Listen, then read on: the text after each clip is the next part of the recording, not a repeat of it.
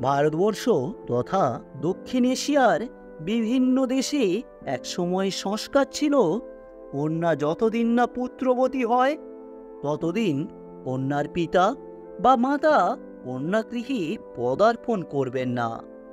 বিবাহিত কন্যা যতদিন না পুত্র সন্তানের জন্ম দেবে তার বাবা মা তার গৃহে পা রাখবেন না। তাই জামাই ষষ্ঠী হিসাবে জ্যৈষ্ঠ মাসের শুক্লা ষষ্ঠীকেই বেছে নেওয়া হয়। এই বিশেষ প্রথার মাধ্যমে মেয়ের মুখ দর্শন হবে, এই আশা থাকতো তাদের মনে। তবে লোকমুখে আরও একটি প্রবাদের কথাও শোনা যায়। বলা হয় এই দিন মা ষষ্ঠীকে পুজো করে খুশি করতেন মেয়ের মায়েরা। মেয়ের কোল জুড়ে যাতে ফুটফুটে পুত্র সন্তান আসে, তাই এই পুজো। তবে এইসব কলঙ্কিত ইতিহাস ছাড়াও ইতিহাসের পাতা থেকে উঠে আসছে আরও কিছু তথ্য, যেমন জামাই ষষ্ঠী আসলে মা ষষ্ঠীর পুজো। তবে এখন প্রশ্ন আসতে পারে, এই মা ষষ্ঠীকে? স্কন্দ পুরাণ অনুসারে দেবী ষষ্ঠী হলেন কার্তিকের স্ত্রী। তিনি ব্রহ্মার মানস কন্যা, নাম দেবসেনা। মাতৃকার মধ্যে প্রধান, প্রকৃতির ষষ্ঠাংশ রূপা। আবার মতান্তরে দেবী ষষ্ঠী হলেন দুর্গার একটি ভিন্ন রূপ, অর্থাৎ কার্তিকের জননী বা কাত্যায়নী। তাই সন্তানের মঙ্গল কামনায় ষষ্ঠী দেবীর পুজো করা হয়।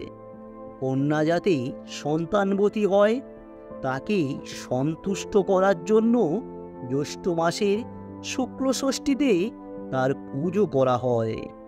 আসলে জামাই ষষ্ঠী পালনের আসল উদ্দেশ্য ছিল মাতৃত্ব, সন্তান ধারণ এবং বংশবৃদ্ধি।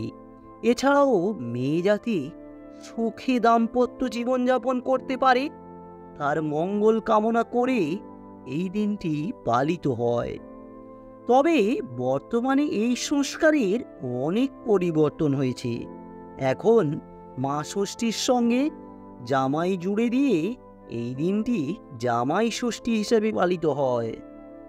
মা ষষ্ঠীর পুজো ও জামাই আদরের জন্য এই পার্বণের নামকরণ জামাই ষষ্ঠী হয়েছে।